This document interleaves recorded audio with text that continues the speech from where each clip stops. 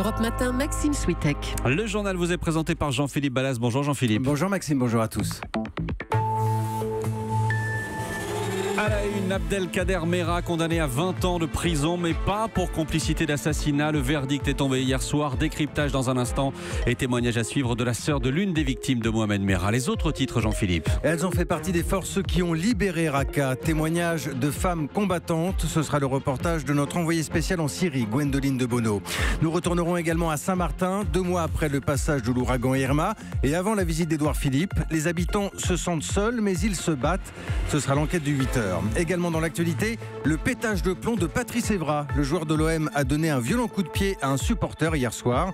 Et puis la pyramide de Khéops n'avait pas livré tous ses secrets. Découverte d'une cavité jusque-là inconnue et grosse comme un avion. D'abord, il y a eu les cris d'une partie du public de la cour d'assises. La colère à l'énoncé du verdict. Abdelkader Mera condamné à 20 ans de prison pour association de malfaiteurs terroristes, mais pas pour complicité de son frère Mohamed Mera. Pas de réclusion criminelle à perpétuité. Bonjour Chloé Triomphe. Bonjour. Vous avez suivi ce procès pour Europe 1. Vous allez nous expliquer ce verdict. Mais tout d'abord, la réaction de l'avocat d'Abdelkader Mera, maître Éric Dupond-Moretti. En acquittant Abdelkader Mera du crime de complicité d'assassinat, la cour d'assises a rappelé que même dans les affaires de terrorisme les plus graves, la preuve et la règle de droit n'étaient pas reléguées au rang d'accessoires. J'ai une pensée pour le désarroi et le chagrin des victimes, injustement confrontées à un faux coupable que l'on a fabriqué pour étancher leur soif de justice. Les juges, et c'est leur honneur, ont résisté à la pression de l'opinion publique. Ils ont condamné Abdelkader Mera pour l'association de malfaiteurs, pour ses idées terroristes, tout en rappelant que la preuve n'avait pas été rapportée de ce qu'il savait, ce que son frère voulait entreprendre. Éric Dupond-Moretti, hier soir au micro de Salomé Legrand. Chloé Triomphe, intéressant, il dit « Les juges ont résisté à la pression de l'opinion publique ».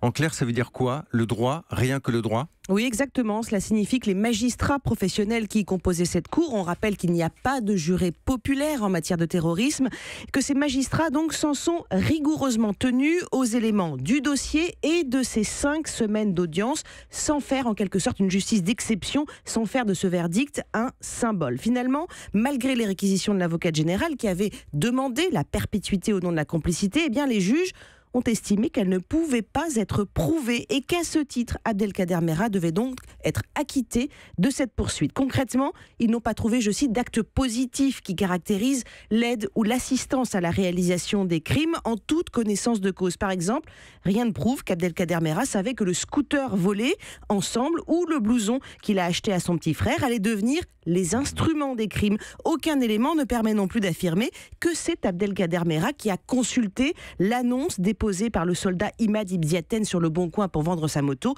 et qui l'a conduit au rendez-vous mortel. Quant à la complicité par provocation, eh bien, là encore, les juges n'ont rien trouvé qui prouve qu'à l'époque des faits, Abdelkader Mera connaissait les objectifs visés et les crimes commis par son petit frère. D'un mot, Chloé Triomphe, on pense évidemment aux familles des victimes. La sœur de l'une d'entre elles sera l'invitée de Maxime Switek juste après ce journal. On a l'impression que ces familles ne s'attendaient pas à ça. Non, effectivement, les familles, depuis 5 ans, vivent dans l'attente de ce procès. Et en l'absence du principal auteur, Mohamed Mera, qui, on le rappelle, a été tué par le raid pendant l'assaut, eh bien, son frère cristallisait leur désir légitime de justice. Et puis, sincèrement, elles étaient et elles sont encore convaincus aujourd'hui qu'Abdelkader Mera a aidé, encouragé son petit frère Mohamed comme un mentor, tant sur le plan religieux que sur l'enseignement concret des techniques de préparation au passage à l'acte, et que Mohamed Mera n'a en fait été que son bras armé. Merci Chloé Triomphe. On notera aussi la réaction d'un autre frère d'Abdelkader Mera, Abdelghani, qui lui combat le terrorisme. Il se dit ému, voire en colère dans les colonnes de Nice Matin. « Mon frère peut tromper qui il veut, mais pas moi », dit-il. Il espère que le procureur général fera appel. Europe 1, il est 8h04. Également dans l'actualité, Jean-Philippe, du foot et un mauvais geste qui va, mais alors beaucoup faire parler. Oui, ce qui s'appelle perdre ses nerfs. Le joueur de l'Olympique de Marseille, Patrice Evra, a donné un violent coup de pied à un supporter en colère hier soir. Altercation au bord de la pelouse avant le début du match contre les Portugais de Guimarães en Ligue Europa. Un match perdu d'ailleurs 1-0. La scène a été filmée. L'arbitre a exclu Patrice Evra qui devrait être sanctionné. Evra, 36 ans, pourtant une longue expérience. Insupportable, titre l'équipe en une ce matin. Inadmissible, ajoute Rudy Garcia, l'entraîneur de l'OM. Il doit tenir ses nerfs, voilà, c'est pas admissible une réaction pareille de la part d'un joueur expérimenté. On peut pas se permettre de répondre aux insultes, combien même elles sont inacceptables. Un pseudo-supporter qui a insulté Pat et donc l'un de nos joueurs, et ça c'est pas admissible, mais quand bien même il se passe ça, bien évidemment que Pat ne devait pas répondre du tout.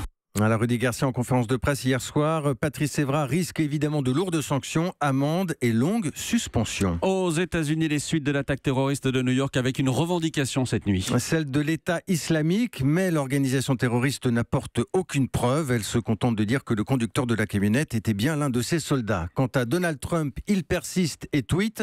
Le président l'a redit hier, il réclame la peine de mort. Pendant ce temps, à des milliers de kilomètres à Raqqa, les forces démocratiques syriennes s'organisent après leur victoire contre Daesh. Gros plan ce matin sur les femmes combattantes. C'est un reportage de notre envoyé spécial, Gwendoline de Bono. Avant même le début des combats, Jihan Cher Ahmed était un symbole. D'abord parce qu'elle est originaire de Raqqa, ensuite parce que c'est elle qui, vêtue de son treillis, a lancé officiellement la bataille devant les caméras du monde entier. 4 mois plus tard, la jeune commandante kurde est aussi euphorique qu'épuisée. La libération de Raqqa est un moment historique. Nous devions nous impliquer parce que Daesh a enlevé des femmes pour les réduire en esclavage, parce que nous avions un devoir en tant que femmes dans cette opération de Raqqa. Dans cette bataille, les femmes ont été exemplaires. Elles ont aussi été décisives dans la victoire. Très politique, elle est consciente que ce discours féministe plaît au public occidental. Pour autant, ce n'est pas que de la communication. À Raqqa, une trentaine de combattantes kurdes sont mortes sur le front. Elles étaient artilleurs, snipers, démineurs. Les portraits de ces femmes sont accrochés dans le bureau de Jihan Cher Ahmed. Daesh voit la femme comme une petite chose fragile, incapable de faire quoi que ce soit. Mais regardez ces martyrs. Quand ils tombent sur nos unités, les hommes de Daesh réalisent qui sont les femmes combattantes. Ce sont des femmes qui ont de la volonté, qui ont leur mot à dire. Après ces années à nous combattre, il y en a qui finissent par admettre que c'est difficile de nous affronter. Avec nos armes, dit-elle, nous poursuivons un idéal, l'émancipation de toutes les femmes de la région. À Inissa, Gwendoline de Bono, Europe 1. La Catalogne, Madrid lance un mandat d'arrêt européen contre Carles Puigdemont. Le président déchu est toujours en Belgique. 8 de ses ministres ont été placés en détention provisoire. Manifestation hier soir à Barcelone. Il est 8h09, Maxime Switek. La suite du journal, Jean-Philippe Ballas, direction Saint-Martin avec la visite attendue ce week-end d'Édouard Philippe. Le Premier ministre doit arriver dimanche, 2 mois après le passage de l'ouragan Irma. Il suivra notamment le retour des élèves à l'école et rencontrera les habitants. Un exercice toujours difficile. Souvenez-vous, ce face-à-face tendu entre Emmanuel Macron et une habitante de Saint-Martin, c'était juste après la catastrophe. Moi j'ai l'impression, sincèrement, monsieur, et je ne vais pas dire monsieur le président parce que je ne peux pas. Pas après ça, et c'est pas parce qu'on a un dialogue aujourd'hui. Mais c'est pas Monsieur Macron, ce que vous voulez. Monsieur Macron, pour moi, de l'extérieur, et je suis peut-être pas la seule, pour moi, vous êtes sur une tour d'ivoire et vous descendez de temps en temps. Je veux que vous reveniez dans un an et que vous revoyiez. Je voudrais même revenir avant un an, parce que ça fait dans tard. 6 mois, je serai là. Lila. Mais croyez-moi, monsieur Macron, dans 6 mois, si c'est construit, je vais vous appeler monsieur le président. Aujourd'hui, non. Aujourd'hui, c'est pour moi monsieur Macron, Emmanuel. Voilà, beaucoup d'émotions dans la voix de cette femme. Nous l'avons retrouvée. Elle s'appelle Lila et c'est l'enquête du 8h. Aujourd'hui, chacun est seul, dit Lila. C'est un reportage de notre envoyé spécial à Saint-Martin, Rémi Botsaran. Quand j'ai interpellé M. Macron, j'étais sous le choc, se souvient Lila, alors qu'elle ouvre la porte de son ancien appartement soufflé par Irma. C'est resté comme ça, on nettoie au maximum. Le toit s'est soulevé, vous voyez que la charpente, il y a des trous partout. Aujourd'hui, elle habite juste en face avec ses 2 enfants dans l'appartement prêté par une amie. J'ai racheté des meubles de gens qui partaient. Moi, j'ai tout perdu.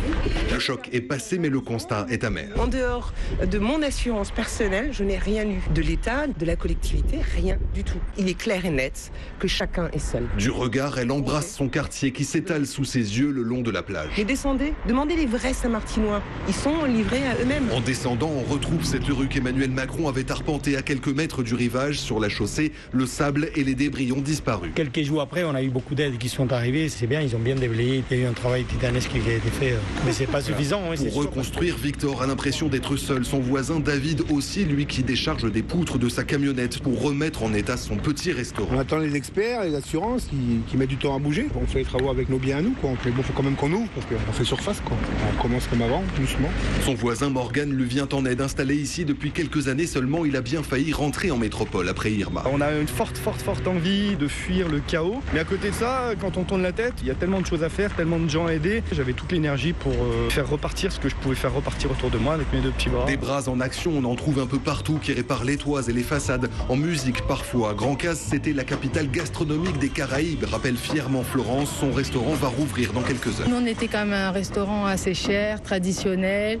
Donc en fait, on va faire des choses un peu plus simples pour que tout le monde puisse venir manger chez nous. On s'adapte et on va faire pour tout le monde. En face, on s'active aussi. C'est un bar de plage qui renaît, l'un de ces bâtiments en bois balayé par Irma et reconstruit à l'identique. À côté, sous un porche, des hommes de la sécurité civile terminent leur ration de survie. Leur mission à Saint-Martin touche à sa fin. Grand Case, Rémi Bostzaron, Europe 1.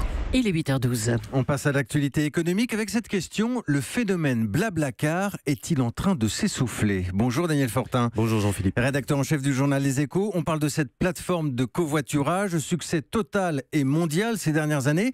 Mais aujourd'hui, la concurrence est rude et Blablacar a des difficultés. Oui, c'est surtout en France que le coup d'arrêt est visible et les responsables, ce sont les fameux cars Macron, l'un des secteurs libéralisés par l'actuel président lorsqu'il était encore à Bercy.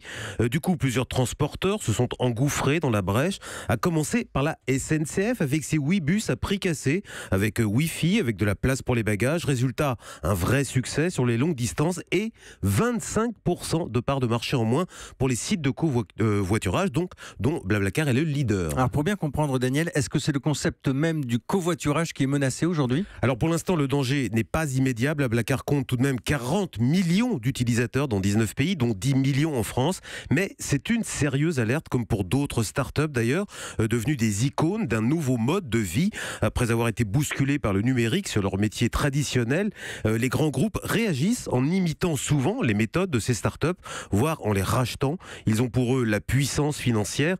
Et tout l'enjeu pour Blablacar, comme pour les autres, s'ils veulent survivre, ce sera de rester à la pointe de l'innovation dans les années qui viennent. L'éclairage de Daniel Fortin du journal Les Échos. À l'Égypte, dans ce journal, la pyramide de Khéops, visiblement, n'avait pas dit tous ses secrets. Incroyable découverte, une cavité à l'intérieur de la pyramide, grosse comme un avion, et pourtant personne ne l'avait encore repérée. Lors d'Autriche. Grâce à des détecteurs, les chercheurs ont vu à l'intérieur de la pyramide sans percer le moindre trou. Un peu comme des médecins avec les rayons X. Ils ont repéré des particules cosmiques. Ces particules, on les trouve partout sur Terre, mais il y en a davantage dans les endroits vides. Et c'est ce qui s'est passé à Khéops. Les scientifiques ont repéré un excès de particules dans un endroit qu'ils ne soupçonnaient pas. À côté de la chambre du roi, en plein milieu de la pyramide, cette cavité de 30 mètres de long est un mystère, raconte Sébastien Procureur, physicien qui a participé à la mission. C'est un vide relativement allongé. Et si c'est un couloir, est-ce qu'il est horizontal ? Est-ce qu'il est légèrement incliné ? Donc il y a encore beaucoup à faire en fait. Mais enfin, on sait que le vide est là. Il est totalement inaccessible. Donc on n'a pas d'idée à l'heure actuelle d'ailleurs comment on pourrait y accéder. Personne donc n'y est entré depuis 4500 ans. Les archéologues en sont presque sûrs. Ce n'est pas une pièce remplie des richesses du pharaon. C'est peut-être un espace conçu par les architectes de la pyramide pour empêcher toute la structure de s'effondrer. Mais cela pourrait être aussi une immense galerie, un tunnel ou une nouvelle chambre funéraire. Ça donne quand même envie d'aller voir. C'était lors d'Autriche. En même temps, que va faire un avion dans la pyramide de Khéops, j'ai toujours pas compris. Merci beaucoup Jean-Philippe Banas.